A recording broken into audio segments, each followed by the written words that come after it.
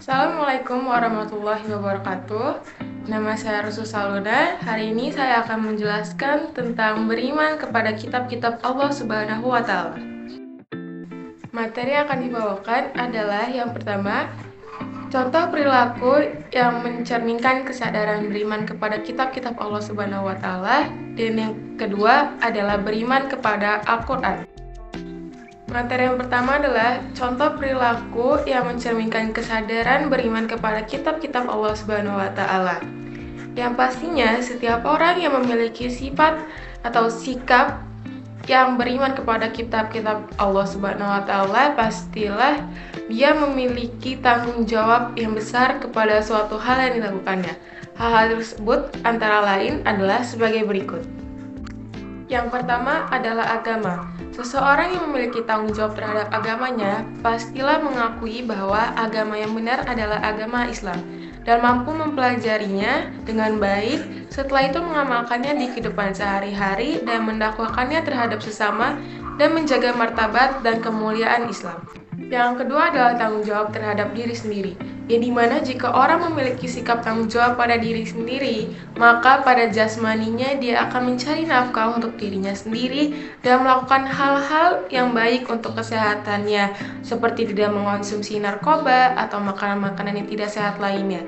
Sedangkan untuk rohaninya, dia akan beramal sholih, menjauhi hal-hal tidak terpuji, dan melakukan hal-hal baik di kehidupan sehari-harinya untuk dirinya sendiri. Yang ketiga adalah tanggung jawab terhadap keluarga. Seseorang yang memiliki sikap tanggung jawab terhadap keluarga, baik maupun sebagai ayah, ibu, anak, suami, atau istri, maka ia akan dijauhkan dari api neraka. Yang keempat adalah sikap bertanggung jawab terhadap masyarakat. Orang yang memiliki sikap bertanggung jawab terhadap masyarakat pastilah akan mengajak lingkungannya untuk menjadi lingkungan yang lebih baik lagi dan menjauhkan diri dari sifat-sifat mungkar ataupun sifat-sifat yang buruk yang bisa membawa pengaruh buruk bagi lingkungan bermasyarakatnya.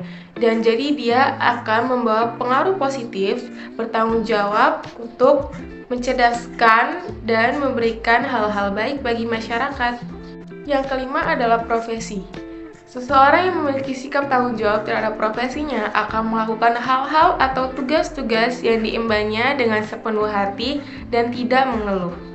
Yang keenam adalah bangsa dan negara. Orang yang memiliki sikap bertanggung jawab terhadap bangsa dan negaranya pastilah akan membawa bangsanya untuk menjadi bangsa yang lebih maju sebagai wujud pengabdiannya kepada Allah Subhanahu wa Ta'ala.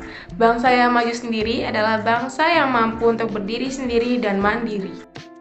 Materi yang kedua adalah beriman kepada Al-Quran.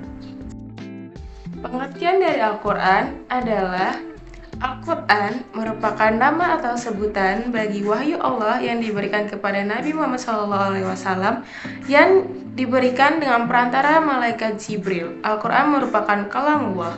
Al-Quran diturunkan secara bertahap selama 23 tahun atau lebih tepatnya 22 tahun, 2 bulan, 22 hari, yang dimana ayat pertama diturunkan adalah Quran Surat Al-Alaq ayat 1-5. Nama lain dari Al-Quran adalah Alkitab, Al-Furqan, Az-Zikr, dan lain-lain. Kedudukan Al-Quran. Yang pertama adalah Al-Quran sebagai wahyu Allah yang terjamin keasliannya. Dan yang kedua, Al-Quran sebagai mukjizat Rasulullah. Yang ketiga, Al-Quran sebagai pedoman hidup. Dan yang terakhir adalah Al-Quran sebagai korektor atau penyempurna.